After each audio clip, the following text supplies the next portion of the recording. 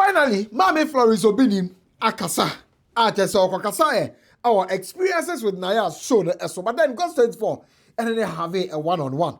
Before so I hop you on the show. I got 24. That's all. So many subscribe to the channel, click the notification icon. So now that I follow you your Facebook, your Instagram, your Twitter at gossip24.com and gossip24. Now me cow say about end year no. It's me slow. So events be about be a new year. Say be a birthday party be now be celebrating the month of January. And also will birthday and a chat or a fit 2025 year. But what they also be contacted last month for now the catering services no. I said almost last month for NBA. For events, birthday party, outdoor engagement, wedding, events, be a say end of year and I say new year, no. Contact last month for Fana Bessa studios no. For budget no more, number say more. Come on, I'm a winyache. Yeah, come on. So last week, more minimum bedin komo say Angel and as a bishop that the lobinim and the reactions about over comments about for passing about the year. Mami Florence Obinim. There's an in asked me from a video. Mami Florence Obinim. I'm for a square quality almost say. There's an or announced it 31st watch night and 7 years. Abruso. The first all night, you know, a beye munka moon. A beye butu. But this all night to be another 1 2 minutes come international gospel. Abruso 10 man. Now, if you watch that particular episode, I told you clearly in that video, said me, I don't see anything wrong with whatever a person, right? It's just people sharing their opinions. And people are entitled to their opinions, but the person itself feels okay and feels comfortable. And you know, I was moved further and said, no, I was saying who Mami Florence Obinim, right? Say Bia. Perhaps the cameras are not doing justice to her. And I say Bia, make up no, and they make it justice to her. So we met Mami Florence Obinim. And yere di nkomo before I saw be PM our experiences with Naya's final edition of Basso in the year 2025 no eso. And this was her before. Anodin. Jai. Anyo mu jeni bia. Where your mama Florence Obinim. Evergreen angasa. Mama ni.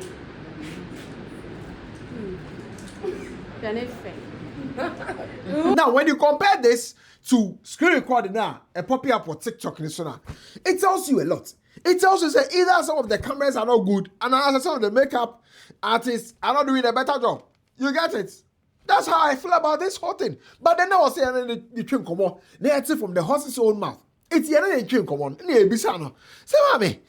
I'm halfway who say Jana say na womba and be release here no me ade o say ne 29 fee and our dear nyom eba. However, na dey na ma waka mu like for a very long time. Also ni efie. Mommy mpa show me waka baba gossip 2014. Ya me de oba fefe. Ne jidi say adwuma mboko. Awurade adom bibia ye boko. Anyum to mo mama ye te won ka che. Ehimfa na okopie. Okay, me da si bebre. We share Ecclesiastes chapter 4 verse number 9 going na. O si mienu yesene baako. On se oba warifo bia na be ma warifo de ye da wane se baako kofo mu a yese otimi boa baako. Ha na se ba bibi kofo mu a me hwe sene a enyoma bi si ye na me kunu church no na wo fom kakra. Timi kunu eka kire me se yemwa na ye nyina Awurade emfa yesumpeja asore nisi wo enye me na me be peja de ko bishop na ni eden pa oja de o mpaibom ti eja me so me de me mpaibom kakra epiepia na ade echi amedam atwea mountains ade echi a menam kokko mountains every mountains abisate tower ye de boa church no eba ne sa anyom so no ye the voice na eto sana voice aye bibi oho tina me se me twen kakra ma Awurade apagya me kun ministry do na se me so ma comedy yeso ti yesi 2025 yi mu anam se da bi emire we mu na me pese me nso no ibegina me nwumu biem because me hu se Yankopon adom bishop ne church na yi okay enu nti na mu mi ache no. So the FI don't count to na go social media comments so because personally there gospel for the yehu right yehu another KD eye na say yes also yehu videos on social media near there right? And he also baby who personally without makeup and all of that. And then I make a social media for. Now according to my Florence Obinim, or Chani Kuno, and I catch channel. Say, Cassia dear, maybe you said Angel, and see the open slim sense and the idea. And a rocket has named Jake Cassia. Ain't no. A slim cost to this idea, say, best slim, I will lose weight. Omo kan wo social media so no. Who will be kan e de fam? Yo, master me kan say, me de Nyankopon ase say, me nkwa eda so te ase. Ai, na say me ye nipa ya me ye Nyankopon adwuma da eden attack beba me so. Ona asore atia me a omode atemu agu mi so a omu bu maten se kire se menye papa ntinum menka nipa honkranti me nkobɔ me ho adwa akra wo baabi ma me ma social media kra me ma nipa mu social media mpo biem de meka se me de Nyankopon ase bebre na onipa kra odi AI on se ho anwan ato me so a odi sa video we koto ho a enkrofo asomu a omo twetwe na omo ye ne omo pe no de meka ne se me gina Isaiah chapter 54 verse 17 so say akode na oboti am na anya adwuma because awrade ka me ho na tekyerema bi asɔre atia me watemwo mu no igya wo nyina masa for awrade atemwo se awrade mu aten se de omunyuma tie awrade mfa na bufu hie ne na rereto emu aten mame because we read 1 Peter chapter 2 verse 3 a yase ade nsem bebrebu Jesus so no ode ni nyina hye Onyankopɔ bu aten ne nsa na empono even that kd ye na say ehia no now I have 40 days fasting every year they say 5 days after fasting no and opie mu that kd eyi na say me de ahye Onyankopɔ nsa de nti na me kasa me manum dua ye wo hoi me nye plastic wan fa surgery bia da wo me wiase me nye bi da me no me so ena atie me so na aten so me ankasa ni me kunu eni ma de kunta ma me so atie because me kunu ni nyekese me so me mani nyekese ho ya madwen se mesleme aha ene ma me so etina manim eso teye cause nipa so te a honam nyina eye dey eba fom ha ebiem akom chene mpaibo am se bi di begina na ye church letimi akoso no wo hwe ebra me ko kedi ye na se a na ma ye 40 days ewie because me se me ba be ye menwum ti me ye fasting no odin eye ya 40 days makola ye o wa me ba we onim ni nyina ma ye 40 days me ye wie 5 days na me ba kedi ye na se no na se me nkobo okro no me nkodi ewuo sebi me nko hye obi a wawie mu nkodi nipa kro na ewu nwura nkrofa wawie mu de me hunya ni wu ena makotena ba because me ne wo kasai ochena Monday nkwa be me nwum to enti me to nwum ti me nko hye ba bia nkobo me ho adwa and I'm like oh what of Bishop Daniel Obi ni ma be with there I'm for be now suggest some time ago right say Bishop Daniel Obi allegedly anybody tagafa anyonkofo bi ni ade na bia ma me Florence Obi ni mu ye influenced by that into na bia what sound looks and also what sound looks and also what treative looks no sure no kra na mi on that on share second asida e mo fa second kan ni peduada say bia ni mo kwakoye bibi ma ye de second na ase bibi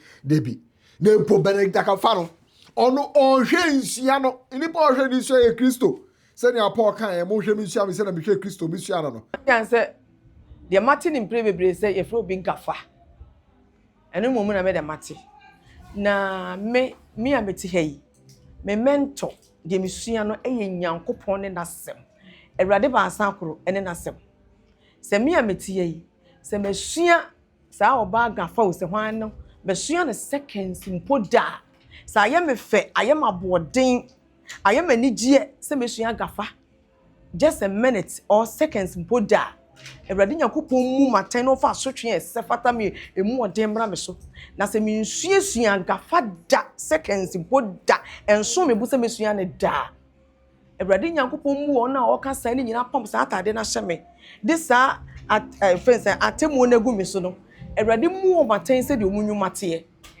Ewrade mfa na bufu hye efiri soro entuo mu fie a o muso nya omano ba bia nyi da de meka no na se me a me subiti hei se maye manim plastic surgery bi da Awurade mu maten se de menwuma te na ofa so twen fata me mfa ma me na se menye bi da e wo manim saa wan ko tena ho me atwitwa manim kwa bi suro de omo kan kwa menti bi boda Ti ene ho no na ma me Florence Obinim efa anointed oil na me say ayekese aha de me nya involved me sere ma me kate manim twitwi manim nso kwa ye manim bia na mode to me so a akua me de oil bi by fama me na me fa wan ye ono nso fem oil na me no kwa atwa man tese me de ko ketrema bi asorete me bu mi fo Awurade Nyankopɔn fa na bufuhie efiri soro emfa asotwe efata wom entu wom so ewo mafie mu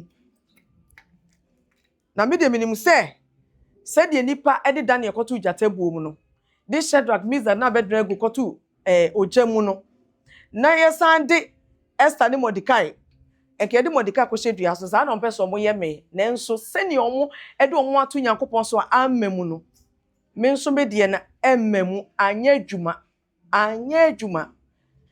ye Daniel efi jata buo mu no jata na menemu no afi wo mo ye saa no Awurade Nyankopɔn ma ye kofa e ma wo hene me kofa wo no masefo nyina beku jata buo no na wo na ode Shadrach Meshach Abednego ko tu janimu no sa mary mami ense ya hye no wo mo don kotum do mu nyina hye ye sa pepepe ene Awurade Nyankopɔn nye wo mo se me se maye manim plastic surgery da ana se mesuasua beneta gafa a minute wa so me bo se mesua ne just a minute mpo da Awurade Nyankopɔn punishment mra me so na se menye da Awurade ntwia mo kasa de munwumate mu ne mu fie mu omo ye fa asam ntom so mo ye jeli bo ne mo ma e wo Jesus di mu if you say me de me bi je Awurade di ono na me som no ono ni mi bibia mi modua me se me di Nyankopɔn abufuhie ne na reto atemuo ene mra sa nipa ne so because me ade aminimu ni say me asujafo kra bi ebinum omo anyini saa omo tete omo mfie so a omo pa aware on ya na omo ye me mobo because ye wo ema bi ho no mo a ema ma so omo nsa de omo no mo nsa ye wo ma bi ho a enkrofo kununum enkrofo yerenum ye wo ma bi ho a enkrofo kununum eso wo mo nsa de omo girls house hotels ene omo kodeda ye wo ma bi ho enkrofo kununum ahehan dan ama omo ene no omo kodeda tio na sede beye na obenya akwanya anaso wose ne ho ofeni nyina wo animonyam nyina odadan ne wo dadan social media nyina sede beye obenya be mama na so wonsa na wakoye ho ade na watimi ya wo miensa sede ma wo ya menya 21 years wa wawe mu eno na kire se wo ye oba Nyankopon ahira wo because ye woni pe bo onye obi nso ne sakra nkoye ne ho ade me ya metie 21 years wa wo miensa se ne ne kire kra obi nim se ko ba bia bibie no be ha mo mabarabum. And I'm like, maybe perhaps you should stay away from social media, just as Mr. Daniel Obinim and as a Bishop Daniel Obinim suggested. And also said, "Look at Casadia. Wait here." Sana ewiase no ete de wonye na ebechechire dia to so enti me de maye no hai mafro mantis akoye de chen we sei mo amode nsem gugu misu ni nyina bi de mu gye Nyankopon atemu ena afesu pese be ka kire wo mo se me nkokote baabi se me nkote baabi why wo kura wote hono mo a wukeka nkrofo won zamansa na wadidi edidi nkrofo atem bu o ma be nkro so nkote baabi na me nyam dwuma kanya me asem to nwom enti afa kura na social media me beba ni yie pa to kram ye hu video bia na Bishop Ababonte eche mu se ebe ya nkatwe hu free social media so for be 3 years eye no kre oh and I say me hu Bishop na me bisa don me nyante sa on because me abete mi kunu na e madon e she mi nkuna ma me ba social media no for nkaka TikTok no me mpo na me sa me TikTok ne wo makola ba ko no omo na di me din bie me na me nkoso bi me nkoso nti 19th September ade bechi 20th September mama ko kedi yie no e na me kunu kan say me nye makola na odi me din bi no na ono ankasa enye wo mi phone so na me started TikTok enti Bishop EG film makola na ho ono ankasa na gi mi phone de to so say efi na kro minyi ye mu adwuma 2025 ya 19th September 2025 ena Bishop gi film makola na wa ɔde egu mi phone so ɔde to mi phone so sɛ fi ne kuro mi nyim adwuma enti mi krom ka kyerɛ mi kunu sɛ ɔsɛ mi kuro mi bu pa mi tie ni pa enti ka sɛ we dey mesrɛ nye bo mi bu na nka me pɛ sɛ me nwom no ba ansa na me start to say there bi sɛ me start a metime nya followers bibiri ansa na me nwom ne ba na etimi akɔ nanim ti ɔka asa tu mi fuma sɛ ya de papa na me kunu kyerɛ me no ti me so me fai ti be bishop obi anyankopon hyira no sɛ awurade ma ne hyɛ mi kura me tumi ba TikTok because then ko obi kura na hwɛ so me mabi me nim kura ye sise ya onu aboa wa ode obai no so no ansigya ya obegya ya oh sɛ me kunu no nti so ka sɛ me nya idea me gyae me ka sɛ me yɛ nwum bi awurade ma me yɛ nwum bi di ma obi na nwum ne sombo pa panyin pa na ka sɛ me nye me yɛ wie ye no me de kɔ kyerɛ no so da bi me nya nwum no awurade am dance for no am dance me gyae ma anya so na ma bon kapa oba de sa de sɛ wo yɛ sɛ utie ukunu that's mommy bibi wo ho atwa to abisa wo oh bibi o atwa to ane sɛ madɔfo a modɔ me ene mo a motaa me nyina onyankopɔn hyira mo na sɛ mo ayɛ mpempem no moto ogu me so taa me a awurade so yi mpempem so mo nɔ me enti sɛ mo sɛ ma bɛ kasa mo nka nkyɛm sa ade ntiri ma bɛ kasa kasa na bɛ kan the bible say me kasa mo mra nyam te sɛ nkyene me didi obi atem na emom me de masɛm nyina bɛ hyɛ nyankopɔn nsa ɛna sɛbi Clement ene ne nnwuma yɛfo abɛhwɛ me sɛ ne abetie sɛ de mo kana yɛ no korɛ ana AI bi na mo de ato manimu a ampa so o ma behu no korɛ ne wo mu no base count na prempe Peter Noche Obetiwa mebre Twini Jonas omu nyina eno obi ka kyerem so mo soma ama mo soma nkrofo ama mo abɛhwɛ because say wo mo ewa akwantuo no ma behwe me personal no say etisa ampa o behwe me physical no say etisa ampa say do maye mato de say like aberewa bi a wanom nsa ama na watrotro no say etisa ampa Nyankopon hyira wo mo so o ma amampo a na asem na o maka no say ye no kure say o mo na kan so ma ye because o mo krofo ne frɛ me say etisa ampa Nyankopon hyira wo mo Ewrade Nyankopon hyira wo mo say o mo tumi ayi sa akire na me de me ma be mumuye efise me nim de ye shatter me nwa be ma shatter e de ne anka anfa shatter ho so Nyankopon hu shatter akoma mu se oye ni papa Ewrade pagya na odokwa be boa nkrofo no ene shatter pempim ne di nachi Nyankopon hyira obia Nyankopon hyira me fan sama be mumuye modofo Florence obi ni nya sa na mete Nyankopon hyira Ewrade nya me sa ofa esum nti mi so sa. Right, but if you ask me personally, from what I saw yesterday, I don't see anything wrong. Of course, she has lost weight, right? Of course, she has lost weight. And you don't expect her to be a losing weight and also be go through a weight loss journey or be looking like how she looked before. But then you can clearly see, in all honesty, me, I don't like to be biased. In all honesty, you can clearly see, say, sometimes it is the makeup and the cameras that are not doing justice, or maybe the screen recording, right? The screen recorded videos are not doing justice to her.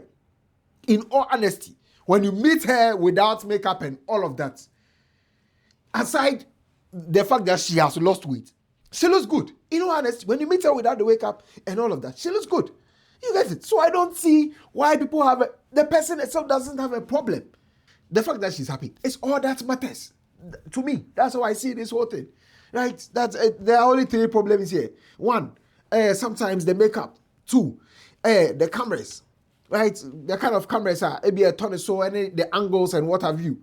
And then the third one, screen recorded videos. So maybe a device and any screen recording, affect the quality, and reposting and the rest, affect the quality, and some of these things affect how people look on camera and all of that. I might be sitting here and you would think that, oh, Clement is a very nice guy. I might also be sitting here and you will be thinking that, oh, Clement, Mukui first class near there. But maybe when you meet me, the person who thinks I look very nice behind the camera might say, now Clement is on one year.